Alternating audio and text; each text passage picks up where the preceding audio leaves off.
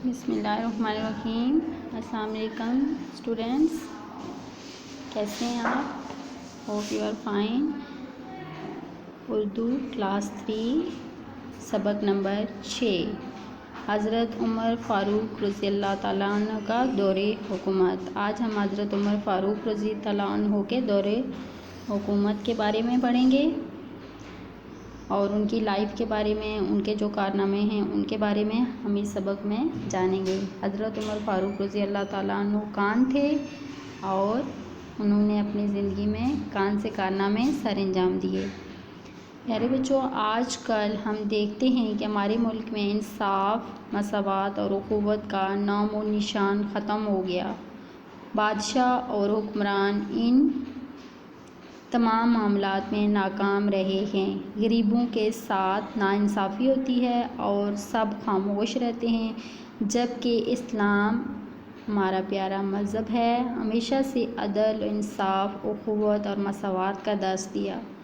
اسلام ہمیں سکھاتا ہے کہ اللہ کے نزدیک نسل، امیری، غریبی کی وجہ سے کوئی چھوٹا بڑا نہیں۔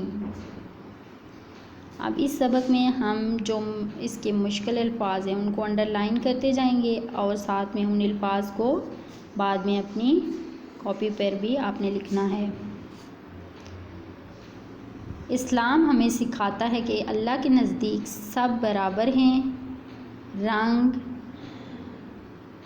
رنگ، نسل، امیری، غریبی کی وجہ سے کوئی چھوٹا بڑا نہیں۔ تمام نبیوں اور صحابہ نے بھی یہی پیغام دیا۔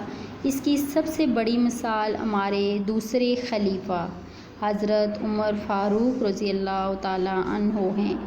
تو بچوں، آپ کو پتہ چلا ہے کہ حضرت عمر فاروق رضی اللہ تعالیٰ عنہ کون ہیں؟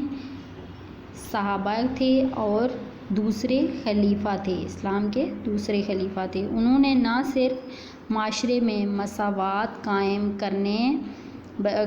قائم کی بلکہ اپنے رعایا کی بھی خدمت کی۔ رعایا مین عوام، جو ان کے انڈر لوگ تھے۔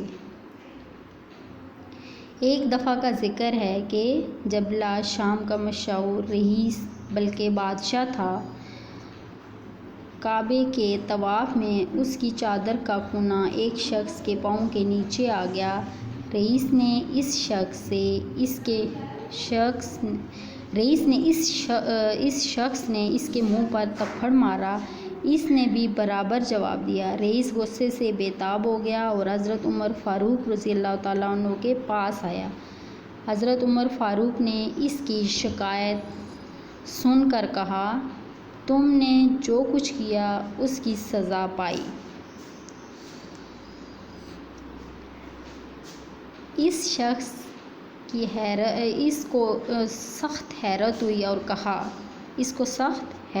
اور کہا، ہم اس رتبے کے لوگ ہیں کہ کوئی ہمارے آگے گستاخی سے پیش آئے تو قتل کا مستحق ہوتا ہے۔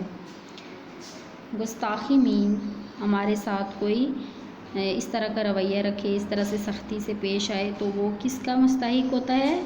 قتل کا۔ حضرت عمر رضی اللہ تعالیٰ عنہ نے فرمایا، جاہلیت میں ایسا ہی تھا، لیکن اسلام نے امیر اور غریب کو ایک کر دیا۔ اس نے کہا کہ اگر اسلام ایسا مذہب ہے جس میں امیر و غریب کی تمیز نہیں تو میں ایسے اسلام سے باز آتا ہوں۔ وہ اپنے وطن واپس چلا گیا، لیکن حضرت عمر رضی اللہ تعالیٰ عنہ نے اس کی خاطر قانون کو نہیں بدلا۔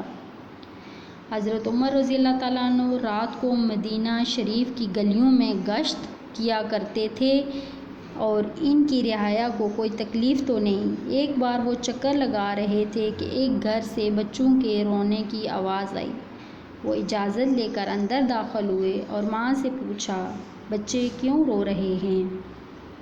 ماں نے جواب دیا، بھوک کے مارے رو رہے ہیں۔ حضرت عمر رضی اللہ تعالیٰ عنہ نے پوچھا، تم نے انہیں کھانا کیوں نہیں کھلایا؟ ماں نے جواب دیا، آج میرے گھر کھانے کے لیے کچھ نہیں تھا۔ حضرت عمر رضی اللہ تعالیٰ عنہ نے کہا، مگر ہانڈی تو چڑھی ہوئی ہے چولہے پر۔ ماں نے کہا، ہانڈی تو میں نے بچوں کو بہلانے کے لیے چڑھائی ہے۔ اس میں پانی کے سوا کچھ نہیں۔ جب بچے رو رو کر سو جاتے ہیں تو میں ہانڈی اتار دیتی ہوں۔ حضرت عمر رضی اللہ تعالیٰ عنہ اسی وقت گئے اور قومی خزانے سے کھانے پینے کی اشیاء لا کر عورت کو دیں۔ عورت نے کھانا پکا کر جب بچوں کو کھلایا تب حضرت عمر رضی اللہ تعالیٰ عنہ وہاں سے گئے۔ پیارے بچوں، دیکھا آپ نے حضرت عمر رضی اللہ تعالیٰ عنہ نے اپنے دور میں کتنے عادلانہ نظام قائم کیا اور ہر طرح کے فرق کو مٹا کر رکھ دیا اور ایک عادل حکمران کی طرح اپنی رعایا کا خیال رکھا۔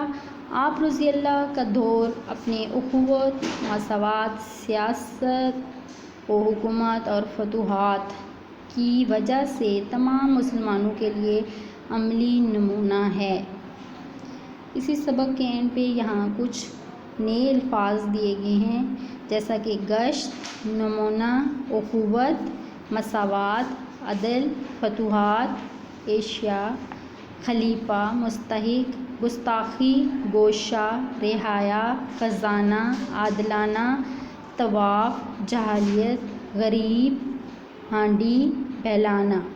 ان الفاظ کو آپ اپنی کاپی پر لکھیں اور ان کی مشق کریں۔ اس سبق میں آپ نے حضرت عمر فاروق رضی اللہ تعالیٰ عنہ کے دور حکومت کے بارے میں پڑھا۔ تو سب سے پہلے یہ کہ حضرت عمر فاروق رضی اللہ تعالیٰ عنہ ایک صحابہ تھے اور حضرت محمد صلی اللہ علیہ وسلم کے قریبی دوستوں میں ان کا شمار ہوتا ہے۔